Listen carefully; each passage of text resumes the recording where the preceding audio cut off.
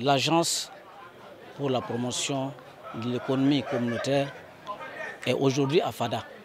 Il faut dire qu'au niveau de la région, vous avez dû comprendre que beaucoup de gens ont suivi le lancement, mais n'ont pas eu l'information pour pouvoir donc aller au lieu indiqué pour souscrire.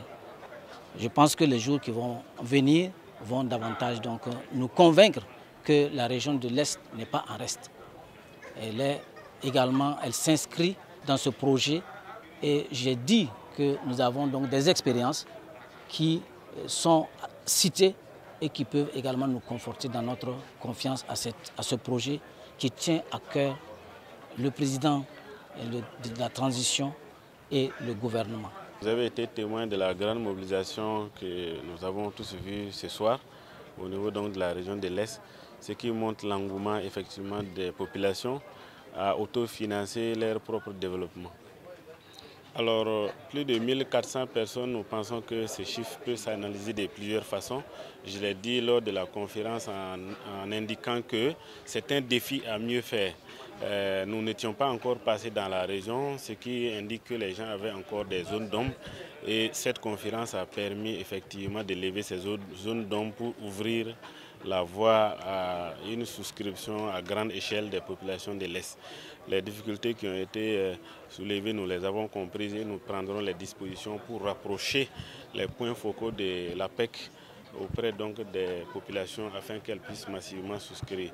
Vous avez suivi la dernière intervention du chef de l'État qui a souhaité que aujourd'hui la priorité soit donnée à travailler, à soutenir les populations vulnérables, mais aussi à rendre financièrement autonomes les populations rurales et les masses paysannes. Et donc nous voulons dire qu'il y a un véritable lien entre cet appel et l'action de l'APEC, parce que plus les gens vont se mobiliser à souscrire à l'actionnariat populaire, plus nous nous donnerons les moyens d'aller effectivement créer des projets structurants au profit des jeunes et du milieu rural, notamment les masses paysannes et l'agriculture moderne. Il faut noter que notre action consiste à faire un diagnostic du potentiel de chaque région du Burkina et à structurer un projet qui va effectivement absorber soit une production ou promouvoir une production dans la région comparée aux autres régions. Autrement dit, le diagnostic qui est fait aujourd'hui sur la région de l'Est qui laisse entrevoir que c'est une région maraîchère et que c'est aussi une région de production de sésame et qu'il y a un potentiel de phosphate. L'ensemble de ces projets vont être mis en analyse de sorte à sortir effectivement un premier projet à financer pour la région. Mais ce n'est pas exclusivement une sorte de régionalisation des projets, c'est de mettre des entreprises, des unités à proximité des zones de production des différentes matières. C'est essentiellement cela. On a présenté le programme, ils ont donné leurs préoccupations, nous allons apporter les éléments de réponse et aussi nous allons maximiser sur la proximité.